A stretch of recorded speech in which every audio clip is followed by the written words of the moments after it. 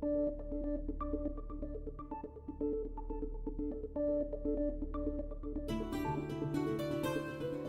ശാന്തമായ നിരത്തിലൂടെ നടക്കുമ്പോൾ ഇതൊരു ഓണം കയറാ മൂലയാണെന്ന് തെറ്റിദ്ധരിക്കരുത്. കോഴിക്കോട് നഗരത്തിൻ്റെ മർമ്മപ്രധാനമായൊരു ഭാഗമാണിവിടം. വിപണി സജീവമാകുന്നതിന് തൊട്ടു മുൻപുള്ള തെരുവീഥി. ഇപ്പോൾ ഇവിടം കാണാൻ ഒരു ഭംഗിയും ഉണ്ടാകില്ല. കാരണം അത്രയേറെ നിർജീവമാണത്. കോഴിക്കോടിൻ്റെ സാംസ്കാരിക ചരിത്രത്തിലെ അവിഭാജ്യ ഘടകമാണിവിടം.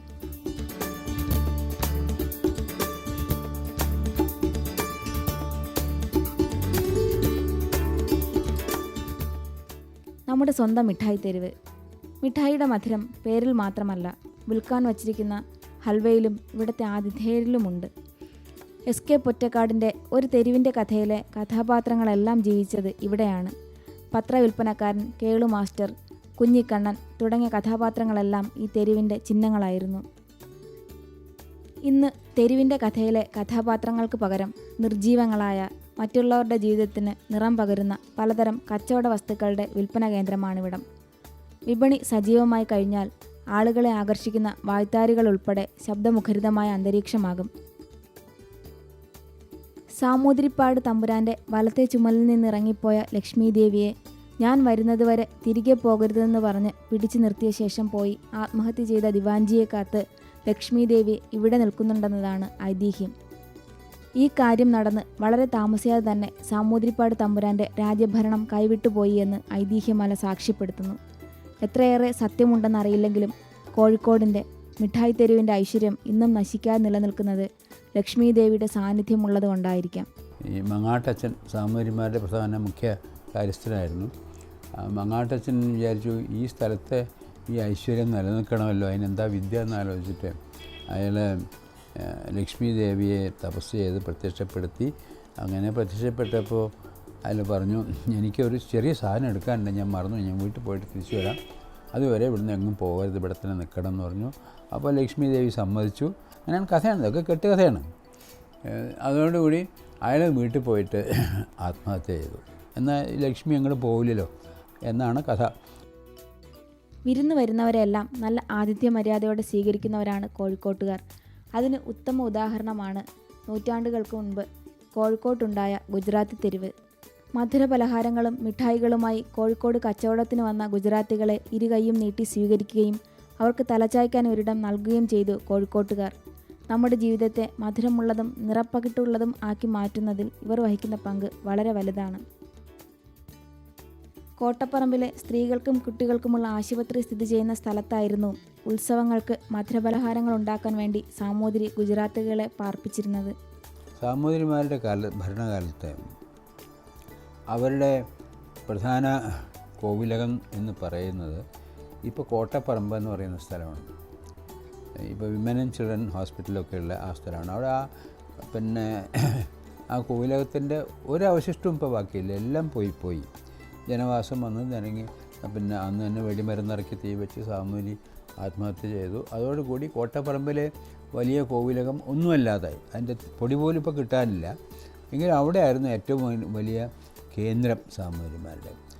അപ്പോൾ അവരുടെ ആ കേന്ദ്രത്തിനടുത്ത് അവരുടെ കോട്ട മതിലിൻ്റെ തൊട്ട് പുറത്ത് ഗുജറാത്തികളായ ആളുകളെ വിളിച്ചു വരുത്തിയിട്ട് താമസിപ്പിച്ച സ്ഥലമാണ് ഈ മിഠായി തെരു ആയി മാറിയത്. കോഴിക്കോട്ടെ പ്രധാന കച്ചവട കേന്ദ്രങ്ങളിലൊന്നാണ് പാളയം മാർക്കറ്റ്. പണ്ട് തെങ്ങിൻ തോപ്പായിരുന്ന സ്ഥലമാണ് ഇന്ന് കാണുന്ന പാളയം എന്നത് വിശ്വസിക്കാൻ പ്രയാസമാകും. ഹൈദരാലിയുടെ കാലത്ത് സൈന്യങ്ങളെ പാർപ്പിച്ചതും ഈ പാളയത്തിലാണ്. അതുകൊണ്ടായിരിക്കാം പാളയം എന്ന പേര് വരാൻ കാരണം.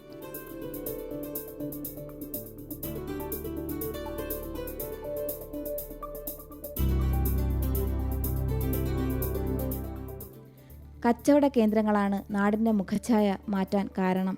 കച്ചവടത്തിൽ മാത്രമല്ല കോഴിക്കോടിന് പേര്, മറിച്ച് സാഹിത്യത്തിലും കോഴിക്കോട് വ്യക്തമായ സ്ഥാനം വഹിക്കുന്നുണ്ട്.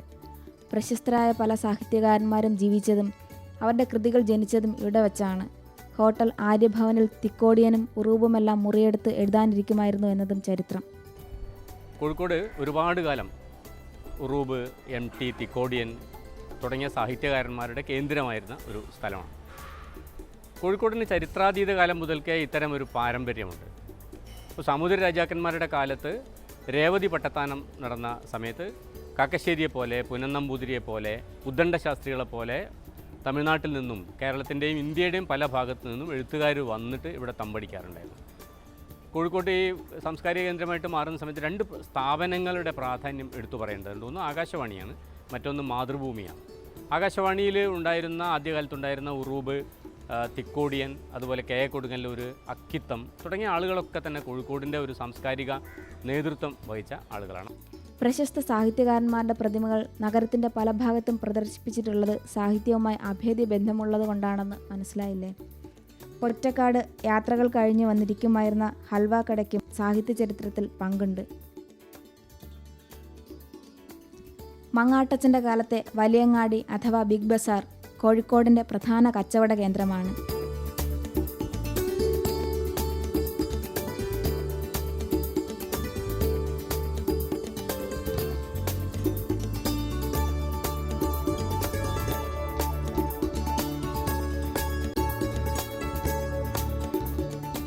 കുറ്റിച്ചിറയിലെ മുസ്ലിം സമൂഹം നാടിൻ്റെ സാംസ്കാരിക കൂട്ടായ്മയുടെ ഭാഗമാണ്. 11-ാം നൂറ്റാണ്ടു മുതൽക്കുള്ള നിസ്കാരപ്പള്ളിയും സാമൂതിരിപ്പാട് നിർമ്മിച്ചു നൽകിയ കൽച്ചിന്തിപ്പള്ളിയും മതഭേദമില്ലാതെ ഇവിടെ തലയുയർത്തി നിൽക്കുന്നു.